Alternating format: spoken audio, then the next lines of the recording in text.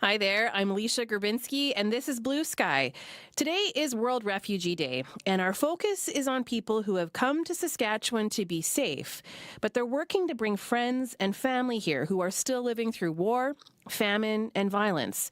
The process is not easy, and there are not enough resources to help everyone. So today we look at some of the options available to people who are looking to privately sponsor refugees. We'll hear what it's been like for one man who's from Syria. He's been working for a number of years to bring family to Saskatchewan. You can also call us with your stories today if you have experience with this. Our number is 1-800-716-2221. You can also email bluesky@cbc.ca. But first, here's Laura Sharpaletti with the CBC News.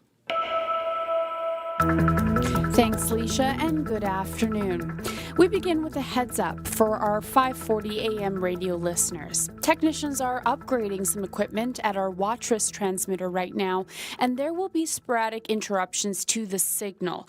That's both today and tomorrow. Our apologies for these inconveniences, and as always, thank you so much for tuning in. Now, let's get to the news.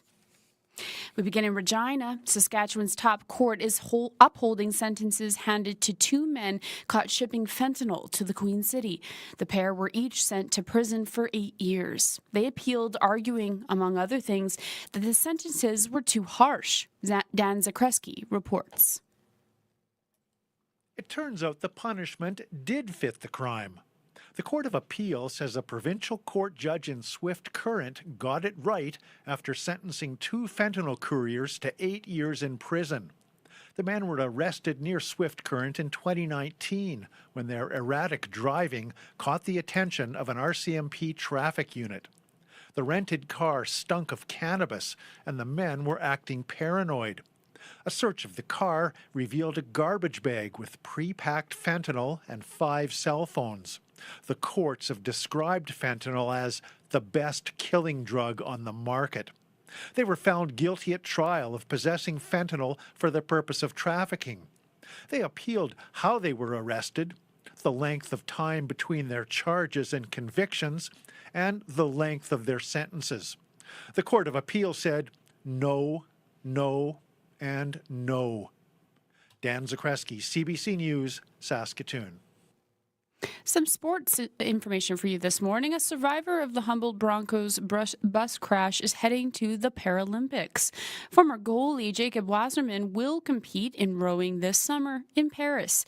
The 24-year-old was paralyzed from the waist down in the 2018 crash, but that didn't stop his athletic ambitions. Wasserman went on to win a national award in rowing last year, and his silver medal at a continental regatta in March qualified a Canadian boat for the Paralympics.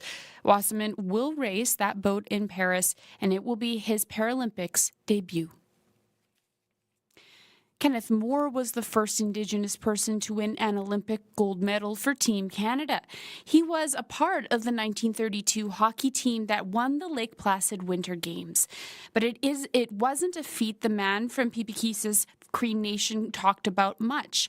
His granddaughter, Jennifer Moore Rattray, actually found out when she was cleaning out his drawers after he died in 1982. For his granddaughter and our generation to learn about this just wasn't something that was talked about a lot or at all.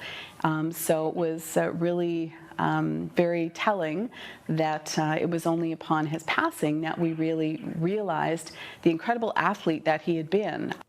Moore's accomplishment still isn't recognized by the Canadian Sports Hall of Fame, but he was recognized by the North American Indigenous Athletic Hall of Fame earlier this year. And coming up to 12:04, it's mainly sunny and 17 degrees in Regina, and it's partly cloudy and 19 degrees in Saskatoon. This is CBC News. Saskatoon Tribal Council Chief Mark Arcand is one of 10 people who received the province's highest honor last night. The Saskatchewan Order of Merit is awarded to those who have dedicated themselves to making communities and our province better. Lieutenant Colonel Lieutenant Colonel Jason Quillam, Chief of Protocol and Secretary of the award, says Arcan chooses to fight for people in the community who need it most. He also pointed to Arcan's work with the Emergency Wellness Center in Saskatoon and outreach programs and a walk for truth and reconciliation. A new free grocery store in Rosthern is now open. Good Neighbors Food Centre is the first rural food bank in Saskatchewan to move to a grocery store model. It allows people in need to shop and choose their food rather than just get a set hamper, but it still relies on donations to stock the shelves. The store has been open for about a month, but the grand opening is today. Betty Rudacek is the food center's executive director, and she says asking for help like this can be a vulnerable experience. This shift in our model has provided people with a greater sense of comfort in coming forward and knowing that it's not just being handed this box of non-perishable items that they may or may not want or use. Rudacek says the shift allows people to get food that meets their dietary and or cultural needs. Clients are able to shop at the free grocery once every 2 weeks. And today is the longest day of the year, the official start to summer. Many people in Saskatchewan are hoping that means the warmer weather will start soon as well. June has been filled with tons of rain and cooler than average temperatures. Dave Phillips is a senior climatologist with Environment Canada, and he says heat is on the way for some parts of the province. After this next couple of days, I see wall-to-wall sunshine across southern Saskatchewan. So I think there'll be a lot, people will be more in a happy frame of mind when they see and certainly get out of these risk of frost in June. Phillips says Environment Canada's models are showing warmer than average weather for Saskatchewan in July and in August, but it could also be a wetter than normal summer. And Leisha, that's the news from CBC Saskatchewan. Laura, thank you. Thank you. That is the CBC's Laura Sharpaletti. Tyreek Reed joins us right now with the weather forecast. Hello, Ty. Hello, Leisha, and happy first day of summer. Finally, we made it. I know it didn't feel like we would with all of that chilly and cool weather we started our week with, but that is all gone. Finally, for now, so let's take a look at temperatures today. We are expecting daytime highs to be in the 20s across the board today in all regions. We're looking at highs around 21 degrees here in south and central Saskatchewan, in areas like Regina and Saskatoon. Heading into the Churchill region, we are also expecting highs around 22 degrees there. And even in the far north, our friends in Stony Rapids and Uranium City are expecting highs around 22 degrees. Today, such a warm and beautiful day. We're also being met with lots of sunshine and mainly dry conditions throughout the province to start off this summer day here in Saskatchewan. So if you plan on spending the day outside, you'll really get to soak up all of that. Heading further into the late afternoon, we could potentially see a few pop-up showers in the southeast. This does have the potential to bring thunderstorms accompanied by strong winds and even hail. We could see that in areas like Regina, Estevan, Yorkton, Moose Jaw, and once again, mainly in the southeast. So we will be keeping an eye on that as we head into the afternoon. Looking at the rest of the week and even the week ahead, these temperatures will remain consistent throughout the province. We could even see some areas get to the upper 20s in just a few days in most regions. And of course, all of this is thanks to summer, Leisha. Yes, it's beautiful. The fact that it's summer, it's warming up. It's field trip season, where the kids are constantly heading out to explore the city on these final days of school. And so my daughter gets to spend the afternoon at a spray pad. So welcome summer. Welcome Let's summer. Do it. Let's do it. Ty, thank you. No problem. That is Tyreek Reed with the weather forecast. Right now in Saskatoon, it is 19 degrees. Regina sitting at 18. Вітаю! My name is Katerina. You're listening to Blue Sky with Lisha Grabinski. That is 102.5 FM in Treaty 4, 94.1 in Treaty 6, and 540 on the AM all across Saskatchewan. Well, today is World Refugee Day. When people arrive in Saskatchewan after fleeing violence or war, there is a tremendous sigh of relief to be safe. But in many ways, the journey is far from over because people are required to strike a difficult balance between trying to start a new life and wanting to make life better for the people they left behind. So today on Blue Sky, we'll hear about what it takes to bring family members here to safety. We'd love to hear about your experiences with this. You can call 1-800-716-2221. You can also email bluesky@cbc.ca.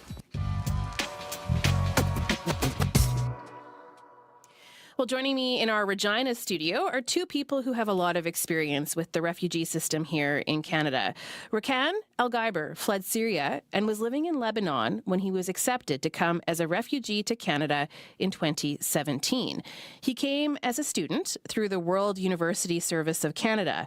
He's since gone on to get his master's in Human Resource Development Studies at the University of Regina, and he's now working at the Regina Open Door Society. Rakan, welcome to Blue Sky. Hi, thank you for hosting me today. Yeah, it's wonderful to have you here. And next to you is Zebiba Behsir, who has supported countless refugees in her nearly 2 decades as a settlement worker with the Regina Open Door Society. So Zebiba, welcome to Blue Sky. Thanks, Lisa. Rakan, I want to start today's show with your own personal experience and wondering if you can outline for us the situation in Syria that you were facing where you felt like you had to leave. Well, bombing started on the most of the cities starting from 2011. It got more in 2012, so I had to move to Lebanon. Before that, me and my family, we just moved to other villages from one to another. And whenever we moved to a village, it was just bombing followed us until we ended up in Lebanon as refugees. But before getting to Lebanon, you were essentially displaced within your own country. We hear about how many internally displaced people are, and that is what you experienced. You were trying to find safety within your own country, but forced to leave your home. Yes, the conflict was just extending city after city, village after village, and then it was not only us, but also almost 10 governorates faced the same rhythm in terms of the internal displacement. Eventually, we were lucky just to even find a way out of the whole country to Lebanon. How did you get to Lebanon? What was that journey like?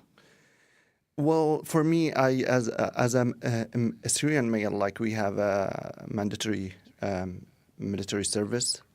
So for me, I was just a 4th-year student at Damascus University, taking my bachelor degree in English literature, and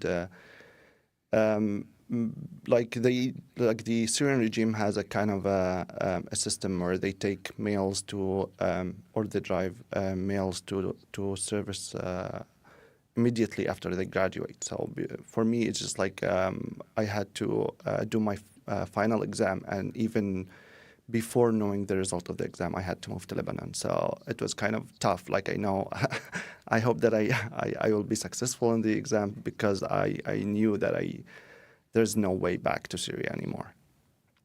Wow. So you got to Lebanon, and where did you end up living in Lebanon? What were the conditions like for you? It was West Bekaa. It's an area in Lebanon called West Bekaa, and for me, I was shocked by the numbers of the Syrians. When I was my city was under attack, it's just I didn't know that other cities are moving, or other people from other cities are moving to Lebanon as well. And when I got to Lebanon, I just found a huge number of Syrian refugees there. I didn't want to be involved in education at first, but then I was just there was a huge claim that refugees are being displaced, and we do have an education crisis. So it's I had to jump into teaching and start. You had to jump into teaching? What do you mean?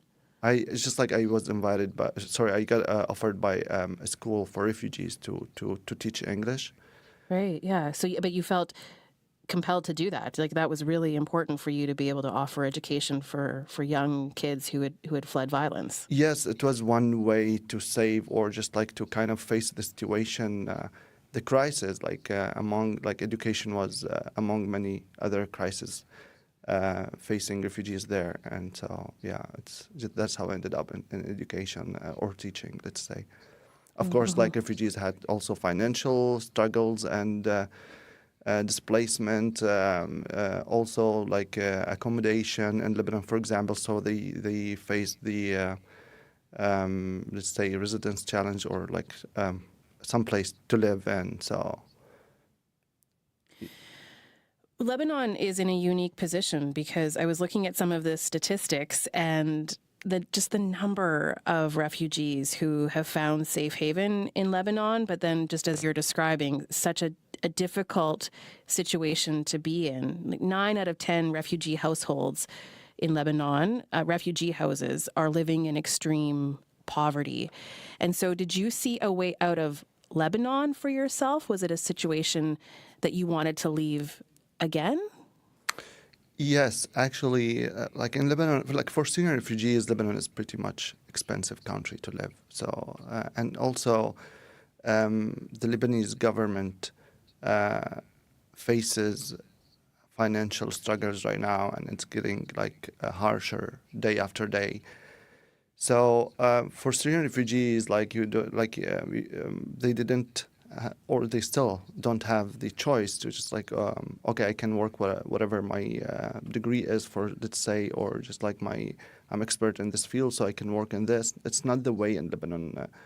It's pretty much like poverty there. And for myself, I just like decided to pursue my master's in education, and Lebanon was not an option for me because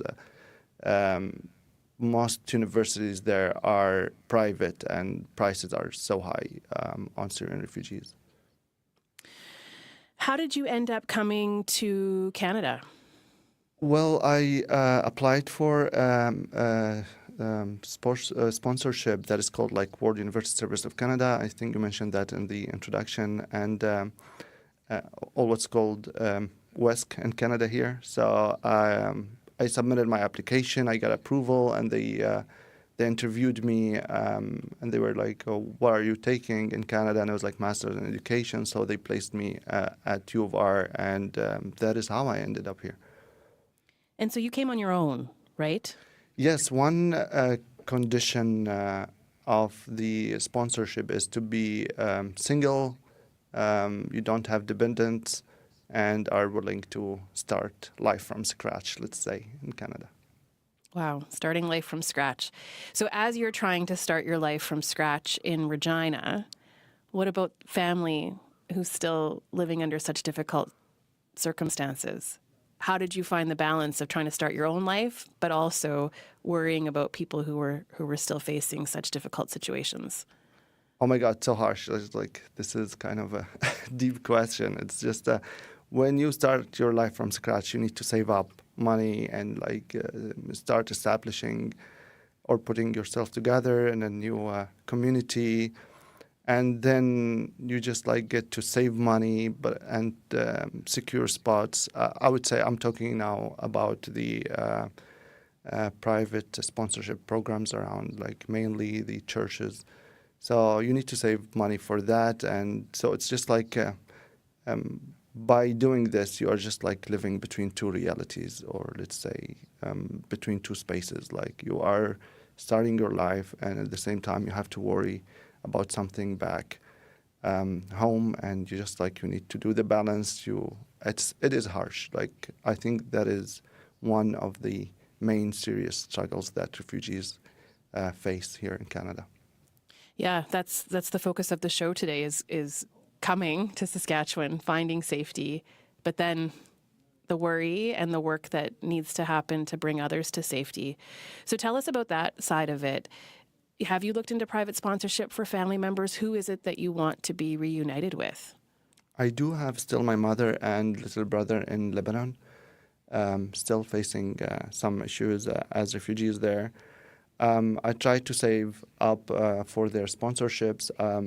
I was successful in that. I just like, but unfortunately, we are still facing some struggles with the Archdiocese of Regina and IRCC, so it's not ended. What kind of struggles? Can you tell me? Like, it's more about, I don't know how to generalize that or just like to put this in context, but I would say mainly is the bureaucracy of IRCC and also the... And just remind me what IRCC stands for. That's Immigration, Refugee... Yes. But that's a federal arm, right? That would be working on sponsorships? Yeah, Committee of Canada, I think. Like Okay. Yeah. Okay. So yeah, it's pretty much like the in the Ministry of Foreigners. Yeah. So it's just like pretty much demanding in terms of the paperwork, and it's very hard to communicate with, and just like you stay on your toes all the time, like just to receive an email, and if there's a mistake, and that is what happened recently in my case, like if there's a mistake, like you might wait for years to hear back or just like to correct this mistake. So and you just like have to face all of that. So the bureaucracy, there's money involved, right? It takes a fair bit of money to sponsor someone to come to Canada, doesn't it? Yes, a lot of money. Yeah, and so do you have the support? You have the support of the Archdiocese. That's who's working with you on this. Well, the Archdiocese did their best in this term. It's just like, they took the money and they were able to secure 2 spots through their church, and that is the support they provided me. I mean, like eventually, IRCC needs kind of a validation from a church so they can approve your sponsorship spots. So how long have you been waiting now, and what has that waiting been like? Well, I submitted the application, and that was October 2021, and still waiting. How does that look like? It's pretty much like just you put your life on hold. It's just like you don't know how things will end. You don't know about your family, and even my family, if they got an opportunity to flee to another country, let's say, but now they can't because they are hoping that they can come and reunite with me. So it's pretty much like all our lives on kind of hold. It sounds so difficult. And you're not the only one, right? You mentioned that for so many people who come, they're dealing with this. Yes. Living in sort of two realities. Yes, actually, I've been in contact with some Syrian friends from the Syrian community here in Regina, and they told me, like, they almost told me the same stories with them. Sometimes it takes like 3 years, sometimes it takes 4 years, and it's just like we keep talking about that, so we keep dwelling on that. It's just, I think like this is our main serious struggle here. Mm-hmm. As you've been hearing, when people arrive in Saskatchewan as refugees, there is this tremendous sigh of relief to be safe, but the journey is far from over. And a lot of people start the work to bring family members to safety too. And there's a few organizations in the province who help with this. And one of them is the Mennonite Central Committee. It does help with private refugee sponsorships. Mark Biglin-Pritchard is Migration and Resettlement Coordinator with MCC. I had a chance to speak with him earlier and asked just how common it is for refugees to want to bring additional family members to safety. Well, nearly everybody, has their family behind, and they want to bring them. So it's just normal. It's there is enormous demand, to be quite honest. We cannot bring it by any means, everyone that requests it of us, because we are limited by numbers that government permits. We're limited by our own capacity in handling sponsorships. So, it's an enormous need, and it's one that, it's very rewarding to do that work. But I also remember all the people that we have to leave behind. Yeah, which is so difficult. Yeah. When someone does come to you, and I'm sure you just hear countless stories, what would even be a starting point for trying to bring additional family members or friends? What would you suggest to somebody who's looking to bring over more people? Okay, yes. I mean, this obviously happens quite a lot. And I mean, what we expect in order to do a good sponsorship, sponsorship is for a year. And so during that time, they have to basically, become fully familiar with how Canada works and how to fit in with Canadian society so that they can have a real potential to thrive after that. So what we're looking for is a sponsorship group that is capable to, basically walk beside them for that year, enable them to adjust, to adapt to Canadian ways, to learn how things work so that they can actually achieve things. And of course, the first thing there is for so many people is learning English. So that's one big thing. We need that solid sponsorship group. And then the other thing that we need is that group needs to raise enough money to support them for that year. Are most people able to pull together the resources to do that? I'm trying to imagine arriving in a country, a brand new place. You may not speak the language. You've just left a violent situation and maybe carrying trauma with you. You're worried about loved ones back home. Where do you even begin? You must the stories that you must have. Yeah, I mean, it's really, really hard. And, we have people coming into the office who have next to no English, who are desperate because they want to bring their family, who are in in some cases, a worse situation they had been in themselves. So it's hard. And they frequently have to wait for some time simply because of the capacity issues I mentioned earlier. But, what we try to do is we try to find people. And, I'd like to give a call out now. If you are interested in walking alongside a family that's trying to bring its other family members who have been stuck in a really difficult situation as refugees, please talk to me. We can help you through that process. That's what I'm here for, is to enable people to do that process well. And it's not actually just people bringing family members. We also like to bring people who have nobody to vouch for them here as well. So, and there's a different government scheme for that, which is in some ways easier, in some ways more difficult. So, either way, please, talk to us at MCC or at one of the other sponsorship agreement holders, and we can help guide you through that process. Tell me about some of a story maybe from over the years where people have been reunited, or there's been that success story of bringing someone over. What has that been like? Yeah, it's been amazing. It's difficult to answer this one without breaching confidentiality. So I'll try to anonymize it as much as possible. But I'm thinking of one family that they were from the DRC, the Democratic Republic of the Congo, and they had fled first to Burundi and then to Kenya and then to Uganda. They'd spent, most of their lives in fear, often on the run, sometimes being attacked. And a relative came to us in the offices shortly after I started this job, actually, several years ago. And it was really clear, this is a family that is in the deepest need. And so I looked for some time to find sponsors. Eventually, one of our churches said, yes, we'll do that one.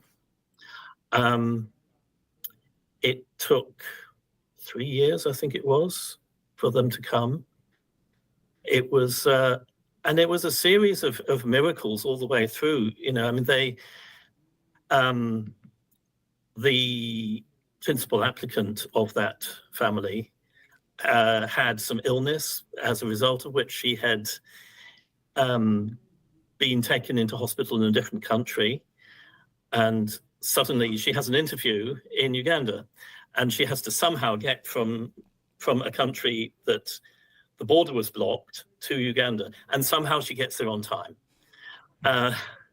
And then, we had problems with the flight. It was delayed, and they ended up sleeping in the airport in Calgary on their way through. But it's worked. It's worked, and they're well settled. The principal applicant's brother, who is now essentially an adult, has been earning and is doing well for that family. And the young kids are, so far as I'm aware, I haven't seen them for a while, they're doing well. So, it's usually a success story like that. It's hard. It's always hard for people to adjust because, this is a weird country as far as they're concerned. But it's, and, weirder for some than for others, obviously. But yeah. How would you describe the current global situation? I think we all know by this point that the numbers of refugees that we're seeing are just unprecedented. And I think, you can think back to the situation in Syria, Afghanistan, Ukraine, now Gaza, South Sudan. Like, conflicts have not been resolved, and there are more now, right? Yes. Yeah. And so how would you describe the current situation and the current need that people have for safety to flee violence and to have somewhere safe to go? Well, yeah, it's a global crisis, and I mean, it's difficult to you've got the numbers and you've got the personal situations, but I'll tell you the numbers that UNHCR, United Nations High Commission for Refugees, has brought out recently. At the end of last year, there were 117,000 forcibly displaced people in the world, according to their figures. That's the people they know about. It's probably more than that. They're saying it's more than 120. Sorry, did I say 1,000? I meant million. 120 million people now. That's 1.5% of the total world population. So it's a lot of people. And not all of those are counted as refugees because you have to cross an international border to be officially a refugee under international law. But the number of refugees has tripled over the last decade to about 43,000. So it's an immense problem. It's an immense issue. And we've got people desperate trying to move to somewhere safer. And yet, so many of the people, where is the safer place is the big question. And only, a limited number of them can come to Canada, and, limited numbers can come to various European countries and to the US and to Australia, New Zealand, Argentina. But it still doesn't address that problem. I mean, to be fair, for most people, there should be a solution more closer to home for them. But there's probably a couple of million, according to, again, UNHCR figures, who need resettlement in a third country, in somewhere like Canada. That's a lot of people. And we are bringing about 28,000 through private sponsorship and similar sorts of numbers through government-assisted sponsorship every year into Canada. And how does Saskatchewan fit into that story? How many people are we bringing to this province, and are we doing enough? Well, I don't know that number. All I can say is that, we at MCC Saskatchewan, we have capacity to bring about 65, to apply for about 65 people each year. And then we are one of, I think, about 10 sponsorship agreement holders in the province. And we're one of the larger ones. So probably think in terms of, 500 people applied for each year. That should mean approximately 500 people arrive each year, but obviously that hasn't been the case in recent years because of COVID. And actually we have a very substantial backlog at the moment, people waiting in their initial countries of refuge, waiting for the Canadian authorities to finish processing them. which is a big worry for us because, they continue to be at risk there, and it adds to their mental strain, and it adds to the stress of family members here who are very often supporting them financially. So, there's there's a lot of pieces in this that need to be put right. And it's not an easy problem to address, but we do the bit that we can. On World Refugee Day, what do you want people in Saskatchewan to be thinking about? Refugees who come here are usually people with a lot of initiative, people with a lot of capacity for achieving things. Because, to have survived as a refugee it forces you into being innovative about the way that you live and the way that you approach things. And, you have to learn quickly. So these are people who can really add to Canadian society, but they need support to get there. We need people to walk alongside them, enable them to, get the skills that they need. In first case, it's sort of speaking a language so that people here who don't speak many languages can understand them. It's finding, what type of work do they want to be doing, what type of study sometimes do they want to be doing, how are they going to contribute to society and build their own, meaningful life here. So, they're people. They're not some special category of people. They're people. But they're people who have a lot to offer.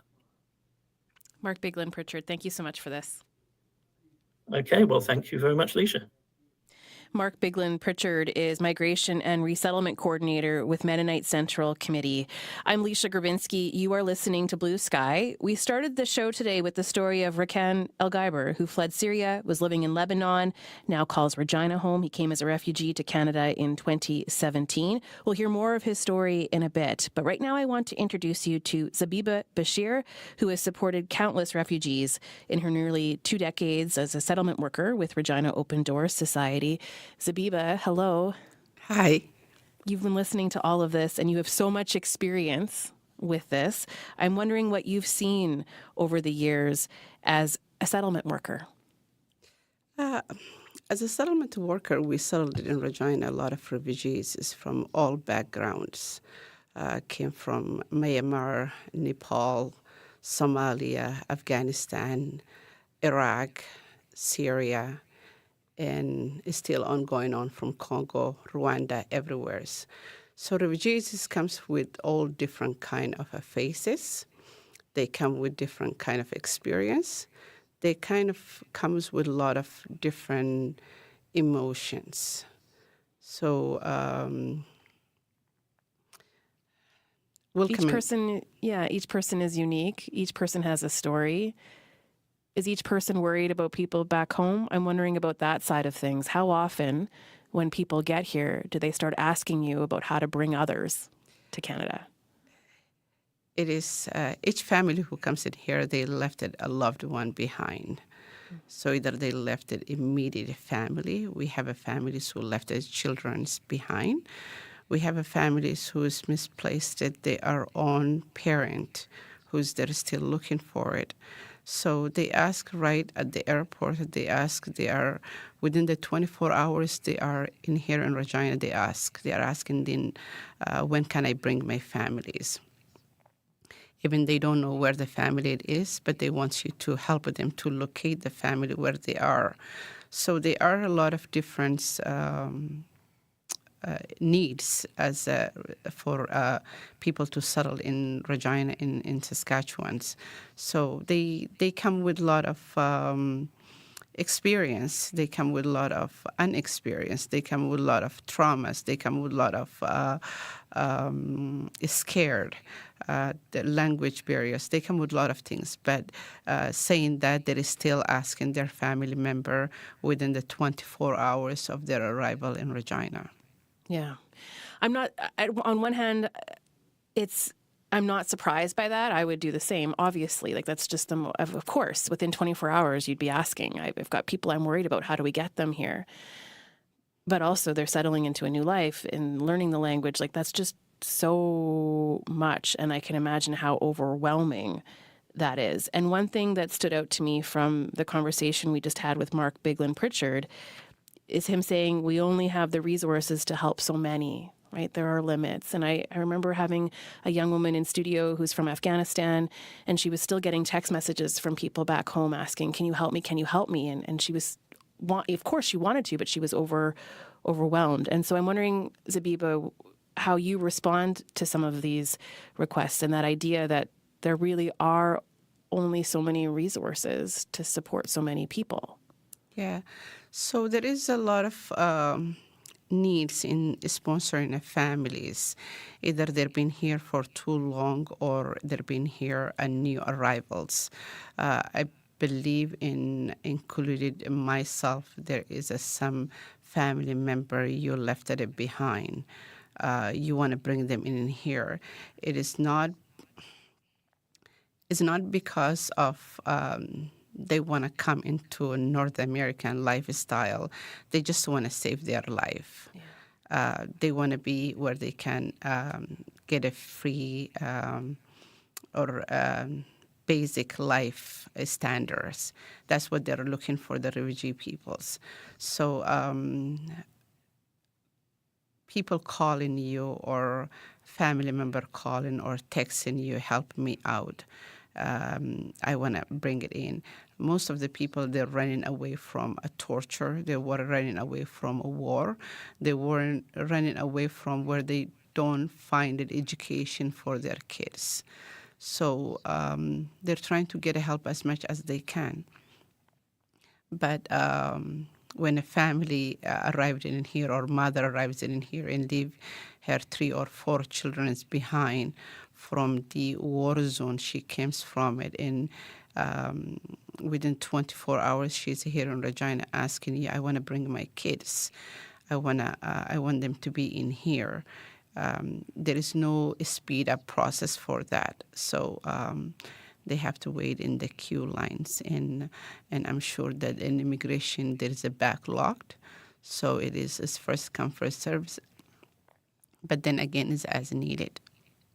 How do you support people through that? Well, there is, if they come in as refugees and they left the minors behind, or they supposedly left each other, one's come, one didn't come, there is progress. The program is called a 1-year window. So within the 1 year, they are in Canada, there is an application, they have to fill it in and send it to the immigration, and then they will... Immigration Canada will send to overseas where they came from. It determined that people, if they're being qualified or not. So that's how we help them to do the process. Are you willing to share some of your own family story? Because there was, you came at different times, right, from your spouse? Yeah. Are you willing to share just a little bit of your story and your journey to here? So I didn't come as a refugee. I came as a landed immigrant. When I arrived in here, it was 90s. So before I started working with Open Door, me and my husband, we always had this an argument saying that he's a refugee and I'm not. I didn't really know what is the difference between refugees and an immigrant. And I always tell him that myself and you, we are the same boat. So you came to Canada and I came to Canada. We both left it back home. And actually, it's not the fact. It is that when he came, he did not choose to come to Regina. So it was being picked for him to come to Regina. When he came, he didn't have a chance to pack his luggage. And whatever he had, he came with it. So... in the reverse, and like he didn't had nothing to pack for it, and he didn't had a choice to go where it is. It was misplaced, and he was a refugee. He didn't had a chance to go back to his own land, so he was immigrated in 80s to Regina, And it's me, which is that I came as a landed immigrant. He sponsored me. I packed it, every outfit I want to wear it. Everything says I want to take it with me. Every document, every pictures from my families. And then that's how I packed it and I came to it. So that's what the difference between immigrant and a refugee is.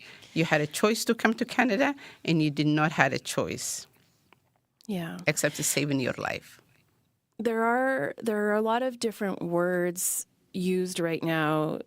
I think that there is consensus that a lot of people are fleeing violence, but sometimes there are different words used to describe their situation. There are legal terms. You can apply for refugee status and be a refugee.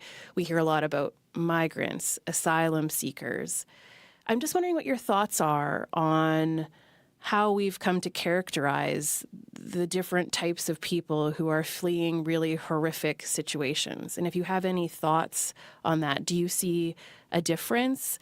Should we see a difference, or should we not see a difference? If no matter what label they end up with, if they're leaving Syria, they're likely leaving a violent situation. I'm just wondering what your thoughts are on that.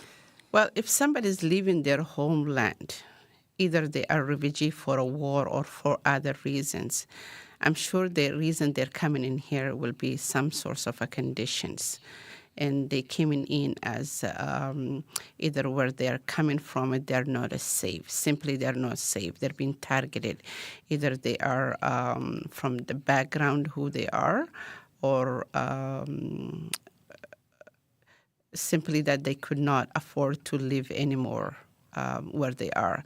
So there is a lot of migration is coming to Canada, or there's a lot of claimant, and each of them have a different story to tell, and each of them have a different circumstance and the reason why they came in here. So I believe everyone who comes in here and then asking for a help, or is asking or knocking my door and says that I need to feed my kids, they do have a second chance to live. Mm-hmm. How have you seen the support change for refugees when they arrive in Saskatchewan? Is there a difference from when you first started working with Open Door Society compared to today, or are we offering enough support to people when they get here? There is a lot of support. There is a lot of support in here in Regina. For an example, that when I started at Regina Open Door, we were a very small office, and we were doing from A to Z. That means that from the pick it up the reception house and pick it up from the airport and doing all their lifeline. But right now we do have a lot of support.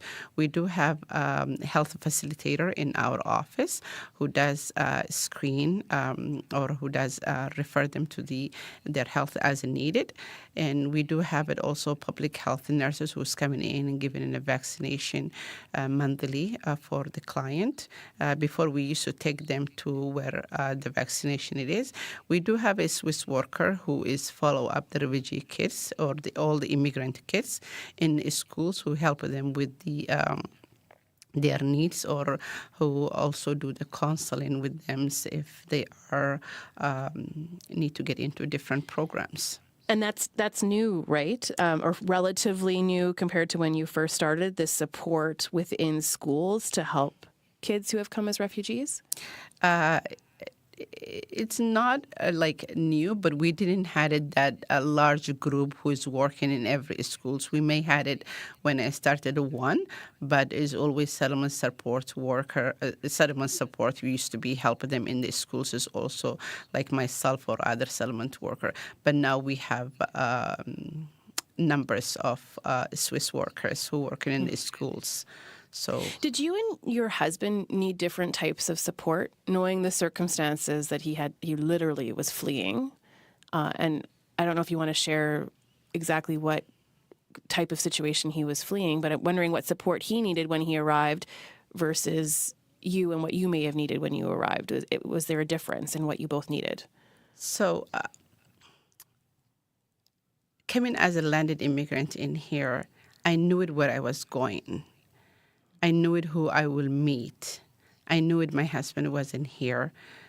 Like, I knew it everything. He was even taking pictures, the apartment we were going to live, and sending me via pictures. But when he came, he didn't had it all that options. He came to new countries, new faces. So each time since I'm picking up a client from the airport, they are different. They don't know who I am. I have to go up to them and introduce myself because they don't have a family in here who is welcoming them. So I have to ask them to trust me, check their package, check all their documents if they came right with it. So it's a stranger looking into your bag and somebody you don't really know, and probably where they came from is a war zone countries or they're being tortured. So they have it in their back mind that should I suppose trust this person? Should I have to let it go, go with this person? Is this person going to take me to a place safe or they're going to take me to somewhere else? So I have it, a client at the end will ask me that, I was scared to go with you from the airport, which is versus me that I was not. I knew it where I was going. Mm-hmm. So that's the difference. Yeah. You're still sitting next to Rakan, who we spoke to at the very start of the show. Rakan, you've been listening to all of this. We've covered a lot of ground, and I'm just very curious what is top of mind as you're listening. What's kind of the first thing that you want to say after listening to all of these conversations so far? I would say the refugees' needs in Regina. It's kind of something that brought to my attention so many topics, including employment, for example, and education for refugees. One main thing about, or just like, I would like to answer the question, what supports should refugees receive nowadays? It's just like, in terms of employment, let's say, and job opportunities, refugees are highly skilled workers, and they, most of them got a back home experience, and it was just like gone or vanished, but just because of war. And now, like, getting involved in the Canadian workplace, it's not easy for them because the Canadian workplace right now, it's just like requires simply Canadian experience, and that is number one. So I would say, like, just like, I would love to see the work market in Regina more, or in Saskatchewan, more flexible for them. Also, in terms of education, like, refugees came with kind of, not all of them I know, but just like a good number of them came with high education and degrees, and again, like, it's the same, like credentials assessment processes are just like being tough on refugees, and I would like to see refugees are being treated fairly in this regard. I mean, they don't have, like, for example, if I am a 4-year university student, I would like to be admitted as a 4-year university student again in Canada. Why should I go back to the first year or the second year? Mm-hmm. Also, like, just not knowing the language doesn't mean they are poor in skills. So they do have the skills, they do have the knowledge. It's just like should be redirected again and integrated in the new community to make the best out of it. And getting back to what we first started talking about was you're navigating all those things in a new place, the language, trying to share that the schooling you've got, you want a job, you're figuring out all of these things, and yet there are people that you're still worried about. So I'm wondering if we could end by each of you talking about what you'd like to get across to people listening today when they meet someone who has come as a refugee and they're worried about people back home who may not be safe. What do you want people to know about that situation and the efforts that you're making to bring them to Saskatchewan? Rakan? I would like just to be, or my challenge to be considered at least, like, to have some flexibility from the Canadian society. Like, if I can get any, let's say, advices or just like time to respond correctly to specific Canadian-related procedures, I would appreciate that. And just like I would, I mean, I'm now safe, I would say, but like for fresh refugees or newly arrived refugees, they might be burdened or just like overwhelmed with so many thoughts, two things going in the same time in their heads. So I would just like ask for or just hope to see some flexibility in the Canadian community to integrate those people. It's not been easy for them. Yeah. Zebiba, what final thoughts would you like to leave with people? I don't think I'll ever forget you saying that within 24 hours, people are asking about how to bring family, to get family to safety. What final words do you want to leave people with? I just want to say to my fellow Saskatchewan people, it is that when refugee person is they live every areas in the cities, especially in Regina. When you see a new people, a newcomers, or new refugees, have a time for them. Talk to them, see them what they are, their burden it is. Get to know them. They may have some story to tell you, even if they don't speak English. These days there is a lot of technologies. They use a Google, and then help them. Just welcome them to your neighbor. Make them they are one of the Canadian peoples in here. Have a cup of tea with them. Ask them their thoughts in Canada, or they are who did they left it behind. And even if you cannot help them to bring them in here, just to make sure that they are in a safe. Ask them that we will try. It's one at a time. So that's what I tell the people is one at a time. It's in my families. I tell them it's one at a time. So just to make them that comfortable, there's someone who is here, cares about their thinking, care about the rest of the families theirs, and assure them they are okay and safe in this neighbor. So they don't have to be scared of you, or you don't have to be scared of them. They're just a human. Mm-hmm. Really good to talk to both of you today. I really appreciated being able to have this conversation on World Refugee Day. So, Rakan, thank you. Thank you, Lisha. Thanks, Lisha. And Zebiba, thank you so much. Thanks. Really good to speak with you both today. Zebiba Behsir has supported countless refugees in her nearly 2 decades as a settlement worker with Regina Open Door Society. And Rakan El-Gaiber fled Syria, was living in Lebanon when he was accepted to come to Canada as a refugee in 2017. He came as a student through the World University Service of Canada. And the other person we heard from on the show today was Mark Biglin-Pritchard, and he was talking about the ways to privately sponsor refugees. He is the Migration and Resettlement Coordinator with Mennonite Central Committee. I'm Leisha Grabinski. You've been listening to Blue Sky here on CBC Radio 1. 94.1 FM in Saskatoon, 102.5 FM in Regina, 540 on the AM dial. You can also stream us 2 ways on our free CBC Listen app, as well as on our CBC News app. You can also find us on YouTube. Today we were live on YouTube, and often we'll post our shows on the weekend. So you can search for CBC Saskatchewan on YouTube.